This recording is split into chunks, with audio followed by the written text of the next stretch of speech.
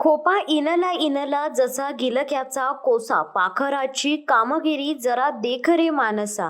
अरे खोप्यामध्ये खोपा सुगरणीचा चांगला. सुगरण पक्षाच्या घरट्याच्या विणकामाचे कौशल्य बघूनच निसर्ग कन्या कवयित्री बहिणाबाई चौधरी यांच्या कवितेच्या ओळींचा प्रत्यय सध्या रानोमाळी येत आहे. सध्या पक्ष्यांचा विणीचा हंगाम सुरू असल्याने झाडांच्या उंच उंच शेंड्यावर तर पानात डोकावणाऱ्या फांद्यांवर मनमोहक जाळीदार नक्षीकाम केलेले घरटे विणण्यात सुगरण पक्षी सध्या मग्न असलेला आपल्याला पाहायला मिळत आहे.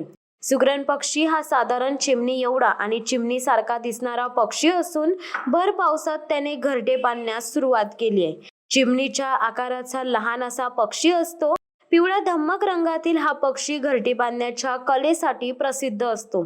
खालापूर तालुक्यातील वावंडळ गावात तलावाशेजारील शंकर मंदिराजवळ एका झाडावर त्याने 5 ते 6 घरे बांधण्यास सुरुवात केली आहे. हिरव्यागार गवताच्या काडीने विणकाम सुरू आहे. लांब आकाराच्या पुंगीसारखी घरे बनवताना दिसत असून विणकाम करताना त्याचा मंजूळ आवाजाने भुरळ घालत आहे.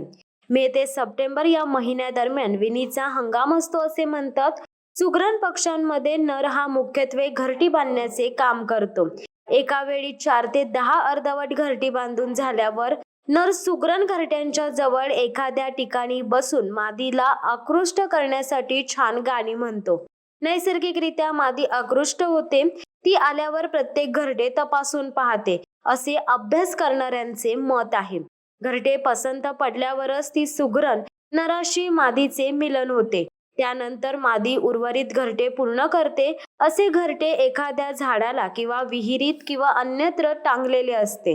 सुगरण पक्षाच्या घरट्यात खालच्या बाजूने प्रवेशद्वार ठेवले जाते. वरच्या भागात 2 किंवा जास्त कप्पे दिसत आहेत. हे घरटे हिरवेगार गवत यांनी तयार करताना दिसत आहे. अतिशय सुंदर, मजबूत व व्यवस्थित विणलेले आहे. घरट्याच्या फुगीर भागात ओल्या मातीचा गिलावासारखा प्रयत्न होताना दिसतो. मादी एका वेळी 2 ते 4 अंडी देते. ही अंडी शुभ्र पांढऱ्या रंगाची असतात.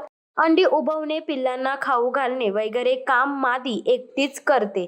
असा मंजूळ आवाज सर्वत्र घुमत असतो.